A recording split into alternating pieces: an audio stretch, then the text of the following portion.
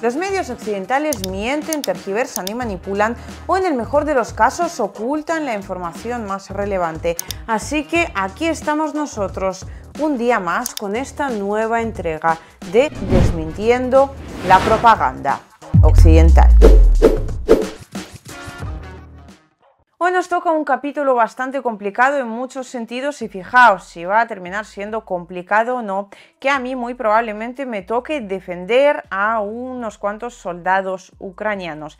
Ya veremos de quiénes exactamente, pero lo cierto es que esa noticia al principio no la quería comentar, de hecho no la comenté, no dije absolutamente nada al respecto, no la reposté, pero al final terminaron hablando de la misma los medios occidentales y entonces pues sí, tuve que indagar un poco más, sabía más o menos de qué iba el asunto, pero tuve que indagar un poco más y ahora estoy sumamente cabreada, de verdad, porque independientemente de que sean soldados rusos o ucranianos, hay cosas que considero que no se pueden hacer.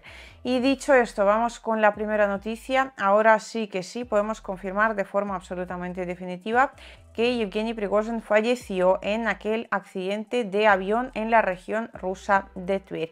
Ya se ha llevado la investigación pues en cuanto a esos restos del ADN que encontraron en el lugar y sí, efectivamente, tanto Yevgeny Prigozhin como Dmitry Utkin ya no están con nosotros en el sentido físico. No sé si vosotros pues creéis a la vida después de la muerte. Lo cierto es que Yevgeny Prigozhin siempre ha intentado dar la imagen de una especie de ser infernal, pero también es cierto que en Rusia se le echará muchísimo de menos y eso pues es tan fácil, o sea, saberlo es tan fácil como sencillamente ver las reacciones de los ciudadanos rusos de a pie que día tras día pues siguen llevando flores, siguen llevando emblemas del PMC Wagner y siguen preocupándose por el futuro de la organización, del cual muy probablemente todavía nos toque hablar en un par de informes siguientes por lo menos.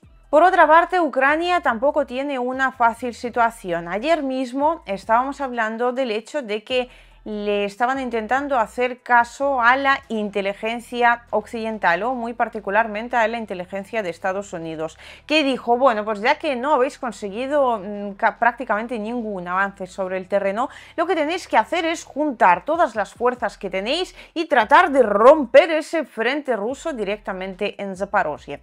Entonces yo dije que así a simple vista y teniendo en cuenta que yo al final no soy militar, aunque es cierto que hablo y muy probablemente todavía por mucho tiempo hablaré con muchísimos militares, tanto de un lado como del otro, pero bueno, dije, ¿qué voy a saber yo que no soy ningún general? O bueno, como ahora en la OTAN está guay decir, ¿no? No soy ninguna generala de la OTAN.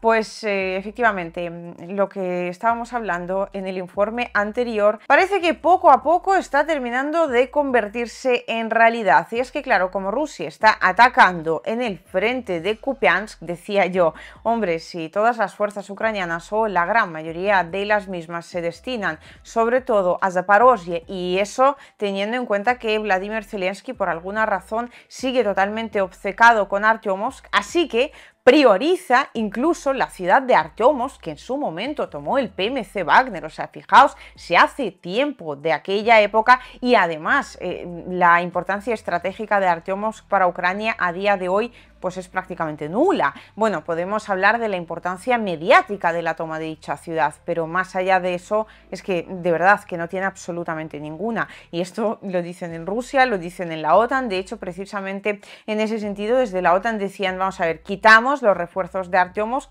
pero claro, es que también suponía quitar una importante parte de refuerzos de Kupiansk. Pues Vladimir Zelensky, aplicando los consejos de la OTAN y tratando de no abandonar el objetivo de retomar Artyomovsk, ¿no? en esa especie de tremenda victoria mediática, pues al final lo que terminó haciendo era como una especie de batiburrillo de ambas cuestiones. Es decir, por un lado sí que efectivamente quitó una parte de las fuerzas de Kupiansk, pero por otro lado, por alguna razón, parte de esas fuerzas se terminaron destinando a Artyomovsk, o sea, ni siquiera al frente principal marcado por la OTAN, ni siquiera a Zaporozhye, pero claro, ayer mismo hablábamos también del hecho de que Zaporozhye Zaporozhye, muy particularmente la localidad de Rabotino, se ha convertido a día de hoy en una especie de Artyomovsk 2.0, es decir, una picadora de carne, donde Ucrania, de esta estrategia, de hecho, también ya hablamos, cuando explicamos cómo Ucrania ahora está intentando tomar posiciones rusas, que en resumidas cuentas es arrasarlo todo con artillería, disparando además contra los suyos y contra los que no son suyos, o sea, desembarcando grupos pequeños de 10 a 15 soldados, comenzando a trabajar con artillería, básicamente, o sea, limpiando la localidad entera. Y es que eso ya, de hecho, ya lo vimos en la localidad de Urazaine, que no existe, o sea, nosotros hablamos de Urazaine como pues de un punto en el mapa con unas coordenadas muy concretas, pero la realidad es que es un montón de piedras en mitad del campo, y lo mismo está ocurriendo ahora con la localidad de Rabotino.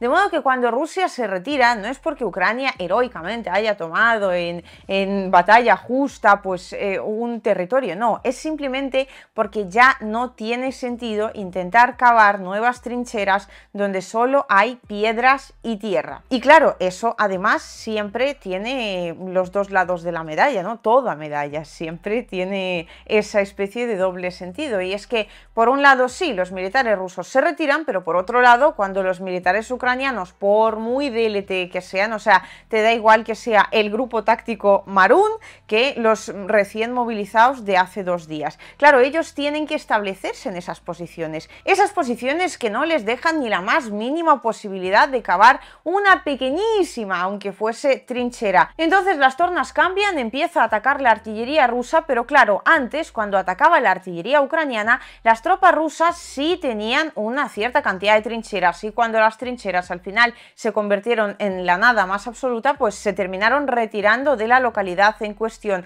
lo cual no puede suceder con las tropas ucranianas, porque ellos tienen que cavar esas trincheras donde es prácticamente imposible. Así que repito, estamos ante una operación que, si no es igual, se le parece muchísimo a la famosa picadora de carne de Bakhmut, y mientras las fuerzas ucranianas se están eliminando por parte de los soldados rusos en enormes cantidades en el frente de Zaporozhye, el comandante de las fuerzas terrestres de Ucrania, el señor Syrsky, está pidiendo, prácticamente suplicando, llorándole a Zelensky que por favor destine refuerzos a la dirección de Kupiansk, donde Rusia sí está llegando a las primeras líneas defensivas de Ucrania, y si la rompe, Ucrania tendrá un problema muy serio. Pero eso en Occidente pues sencillamente no les importa, y en Kiev parece que tampoco. Y ahora sí que sí, ha llegado la hora de cabrearme, además por partida doble. Por un lado con la propaganda occidental y por otro lado con el régimen de Kiev. Un héroe de la defensa de Kiev y otros 2 pilotos mueren en un accidente de entrenamiento.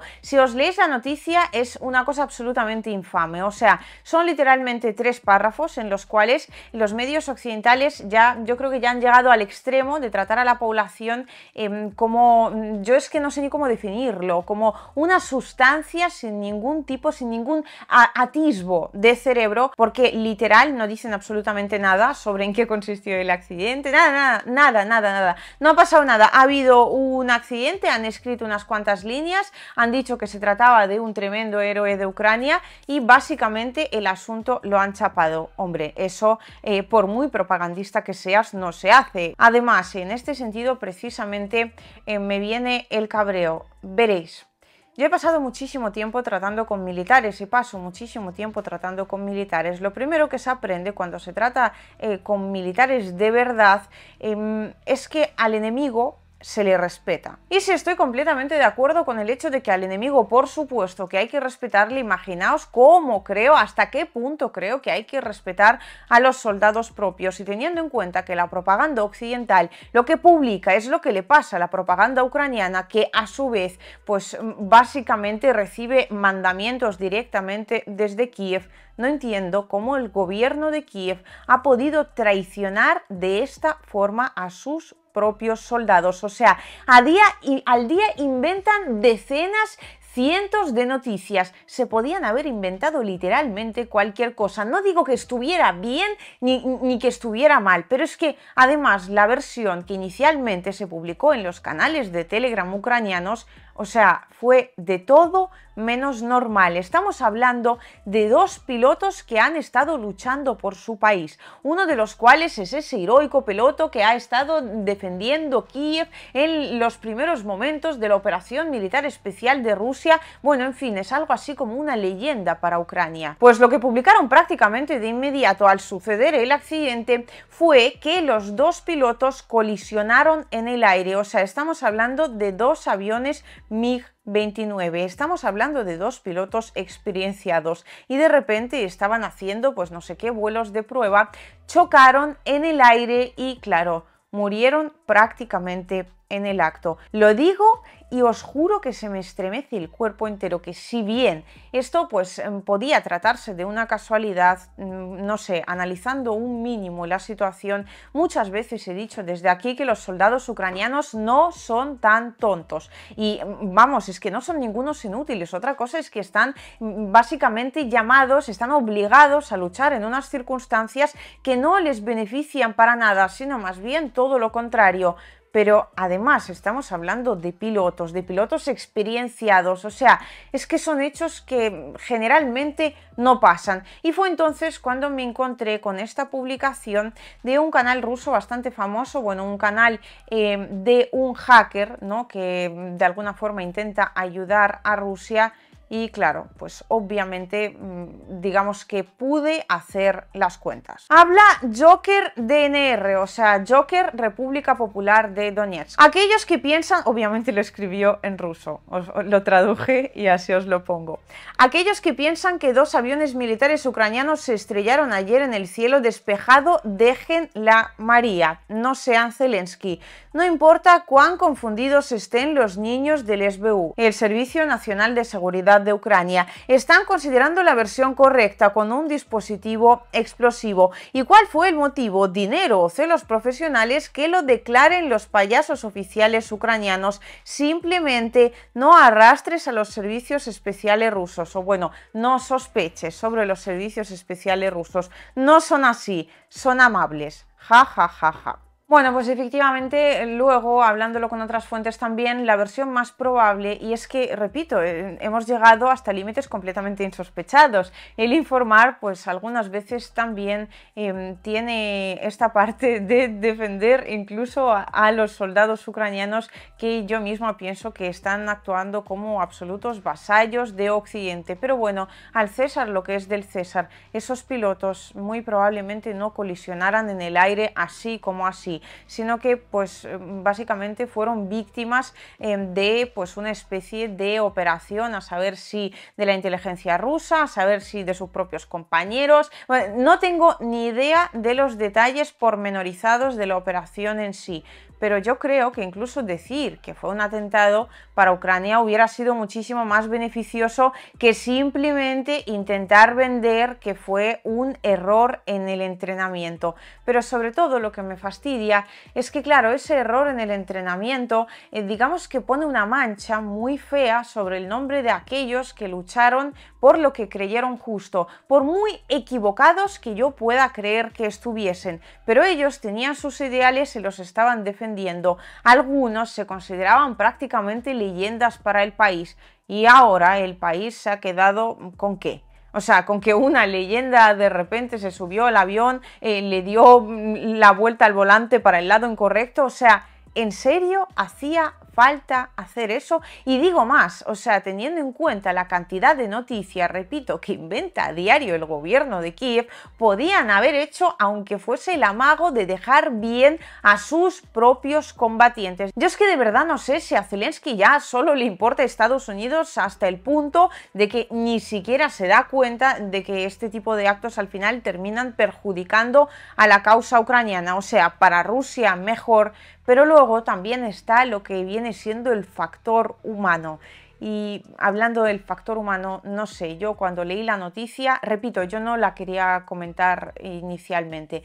Cuando leí que colisionaron dos aviones ucranianos, pues simplemente pasé de largo y ya está, porque no soy de las personas que vayan regocijándose de que un lado u otro lado pues pierda o gane tal o cual cosa, ¿no? Pero después de repente vi ese titular de los medios occidentales, entré y dije, ¿entrenamiento de qué?